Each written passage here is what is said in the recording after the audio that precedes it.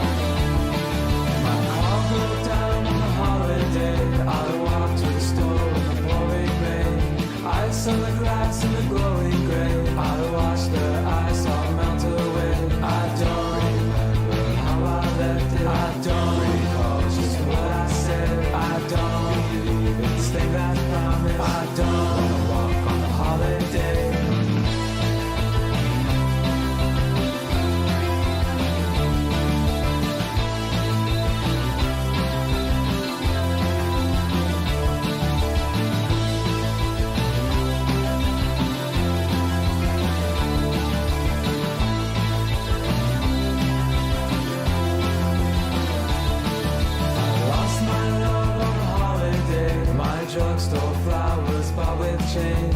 Smell of wet leaves in the fireplace. The light in her eyes and the tears in her face. I don't remember how I left it. I don't recall just what I said. I don't believe in cards and crystal. I don't walk on the holiday.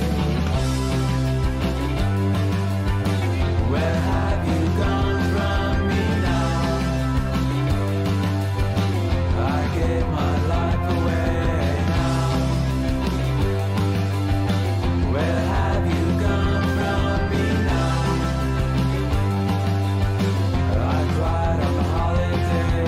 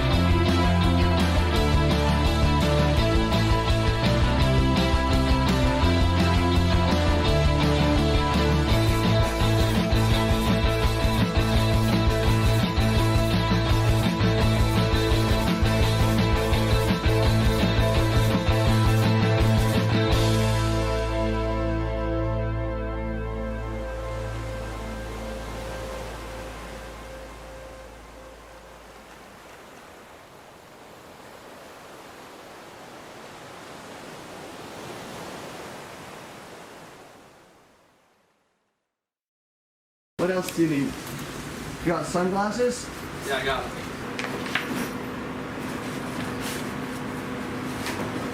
I can end up stinking. Hopefully not. Before Hef told us we were gonna go to Honolulu Bay. We were just planning on probably surfing Haleiwa or something.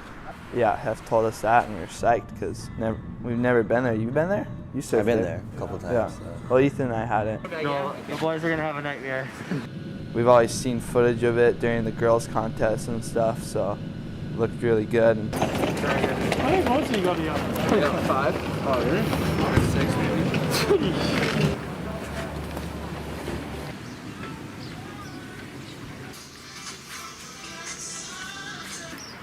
22 feet, 19 seconds. What are you bringing? I got 4 boards. What you got 4 boards? Yeah, 6'4", 6'1", 6'2", 2 6'1s. Woke up this morning, can't remember nothing. 2 bitches just flowing from London to The destination is on your left. It was pretty amazing rocking up there, and the swell hadn't really filled in yet, but you could see it was already like lining up really nicely, and such a beautiful wave. Like it's pretty perfect and pretty easy, like chip in and. Chip in right there, huh? No, you kind of chip in right here, outside of there. Oh my god, it just bends at you in there. Oh my god, this wave's unbelievable. Oh my god, this wave fucked up. That was a fucking good wave right there, huh? Take off right there. Oh, I'm gonna it's let too the deep. barrel. Oh my god. That's a bomb. Look at this thing. This guy's on the chip shot. What? Oh, we're gonna score today. Oh.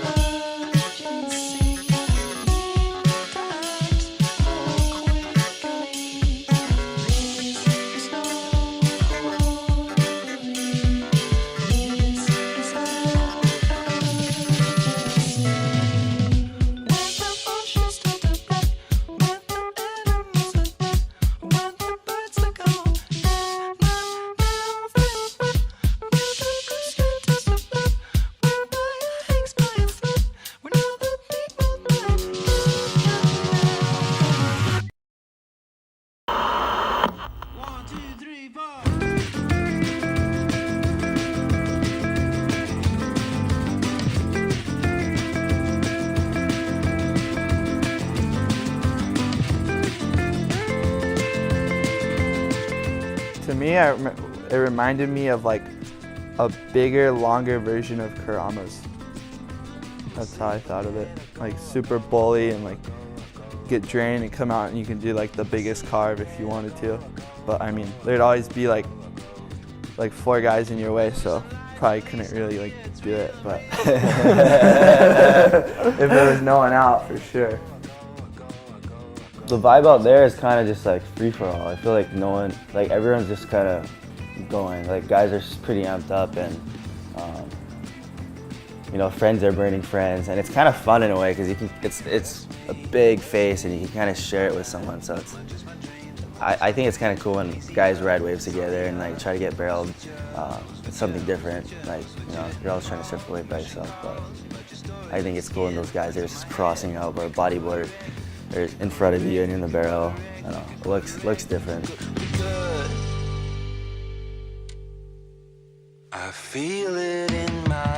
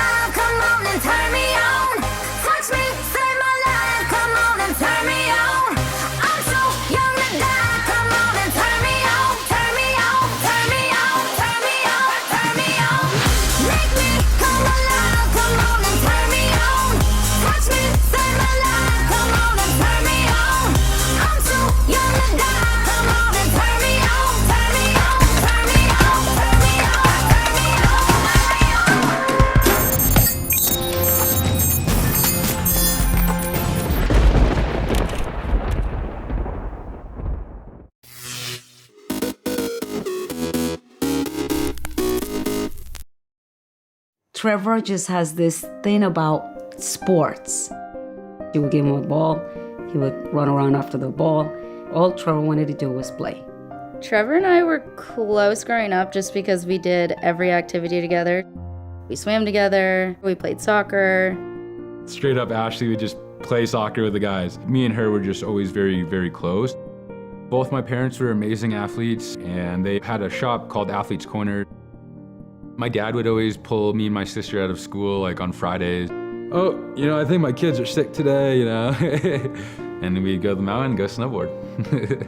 You would see nothing but white teeth. It was he wouldn't even go inside to get something to eat. No, I gotta do it again. I gotta do it again. I gotta do it again and again, again, again.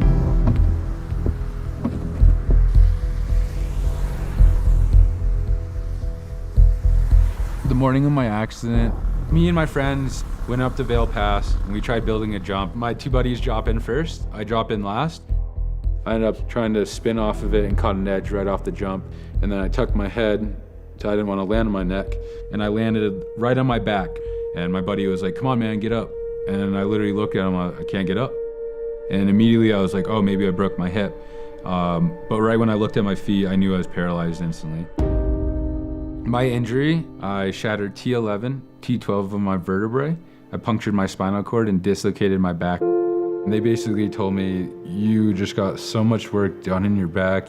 There's no way. Like, there's no way you're even gonna move again, walk again, anything like that. A spinal cord injury is a life-changing injury. You're a hard-charging individual that loves action sports, and all of a sudden half your body doesn't work. How do you live with that? After getting injured, I took all these things that I learned playing sports as a kid. It was like, all right, how can I make this a game? How can I get in my wheelchair fast? How can I go to the bathroom on my own? How can I drive?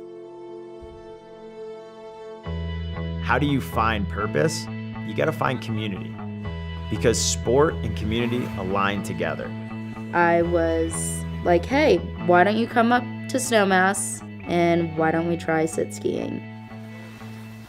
I just remember like trying to turn and I couldn't turn and I was just like, oh my goodness, like what do I do? Like I'm freaking out. I thought I was about to like go straight into the woods. In my mind, I was just like, oh my goodness, like is it really this hard? It was a little emotional because I was like, wow, he's back out here. He's skiing. You know, I hopped in there and I could go anywhere on the mountain. I felt free. I knew this is exactly what I wanted to do for the rest of my life. Trevor's biggest goal once he started getting into sit skiing was to make the Paralympic team, and started out his third winter and decided that he was gonna free ski. I did not think Trevor was gonna be a professional free skier. It wasn't a thing. My dad and my sister and even Roy were like, kind of chuckled when I was like, yeah, this is what I want to do. I want to try to make a living off this. I want to get sponsors. I want to like do this for a career. No one had ever done big mountain stuff and hit the park, and Trevor was determined to be that first sit skier. Trevor was progressing so fast in a sit ski. You know, hit 5-foot jumps, 15-foot jumps, 25-foot jumps. I just really wanted to keep pushing and pushing and pushing it. Trevor was starting to set a bar that others hadn't seen. Top free skiers and snowboarders were sharing what he was doing, and I think that's what ultimately got Trevor the invite to Kings and Queens. What an amazing venue this is. Let's talk about Corbett's here at Jackson Hole Mountain Resort, one of the most iconic features at any mountain. But let's get underway with this. Let's get to the top of Corbett's here for Kings and Queens. There's a high degree of risk in what Trevor is doing. And what he was doing were first.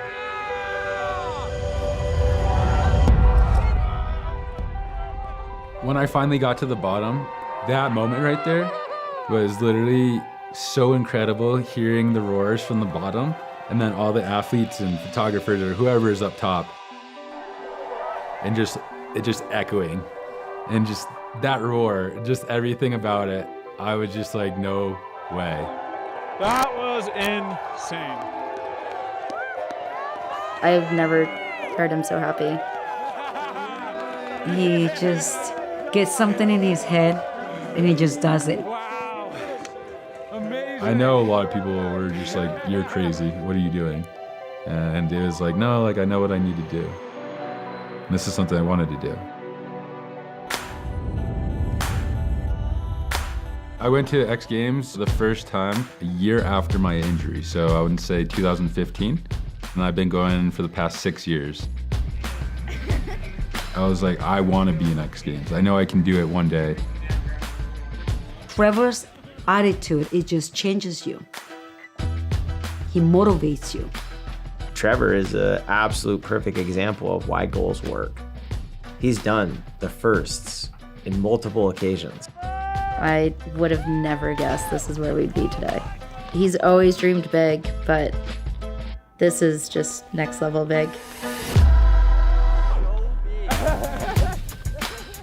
To come full circle again to where I sit skied for the first time in Snowmass. You know, hey, we've gone to this for the past 5 years, X Games. And it's like, nope, we're not just going, dude, I'm in it, and you're gonna watch me. I really can't wait to stomp it, ski to the bottom, and give my sister a big hug. This is really the beginning of what I'm trying to accomplish.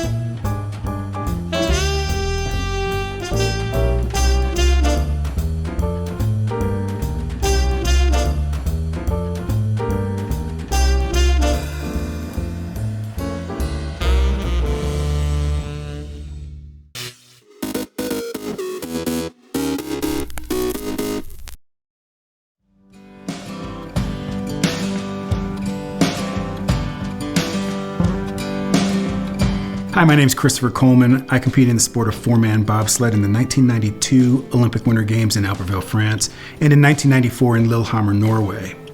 Right now, I am a photographer in Colorado Springs, Colorado, and I enjoy doing landscapes. I'm proud of the artwork that I've produced in this project. The purpose of these photographs is to highlight the athlete who is training in Colorado Springs and enjoying the beautiful landscape in this area. As an artist, belief is having trust in yourself that you have done. I've taken the photos over and over again. I've done the homework. I've done all the hard work ahead of time until you ultimately get a result that you're happy with. And hopefully at the end of the day, something that the viewer, someone who is looking at my photograph, can understand and relate to. I can say that as an athlete, I was hyper-focused, I was dedicated, I was determined. As an artist, I would consider myself, very, very contemplative, very, very thoughtful, very determined. The Olympic values influence my work in a number of ways. The first thing that comes to mind is persistence.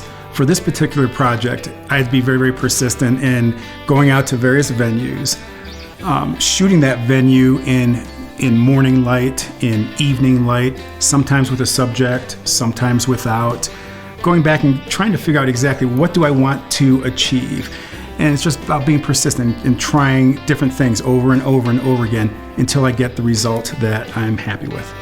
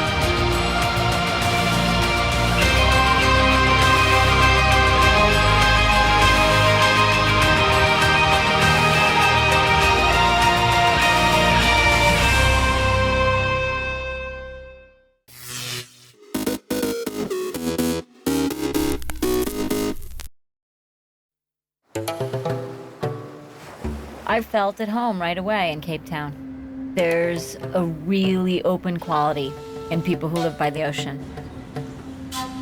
The people here have a real sense of fun, of relaxation, lightness of touch.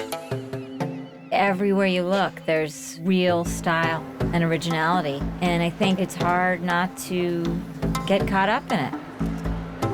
It's got amazing food, incredible aromas and color, all the things that make life rich. But I keep getting drawn back to the mountain. It's a unique and incredible thing to have a mountain like that right in the center of a city. I mean, up there you can really feel the vibrancy of this city and its people. I find it so inspiring.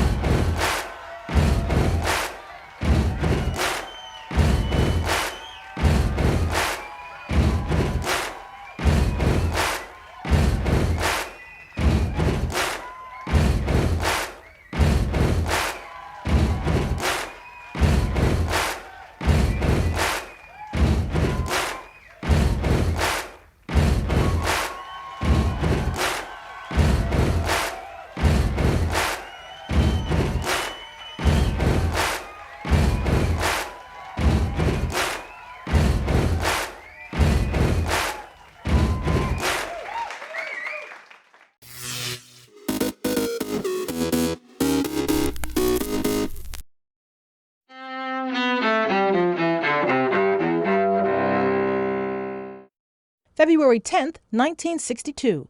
A high-profile exchange of prisoners between Washington and Moscow during the Cold War. The Soviet Union releases Francis Gary Powers, an American U-2 pilot shot down while on a reconnaissance flight over its territory. In return, the U.S. hands over Rudolf Abel, a Soviet spy. 1992. In Indianapolis, boxer Mike Tyson is convicted of raping a beauty pageant contestant. Tyson is sentenced to 10 years in prison. He spends 3 behind bars. 1949. Arthur Miller's play Death of a Salesman opens on Broadway. The play's protagonist, traveling salesman Willie Loman, becomes a household name. On the same day in 2005, Miller dies in Roxbury, Connecticut at age 89.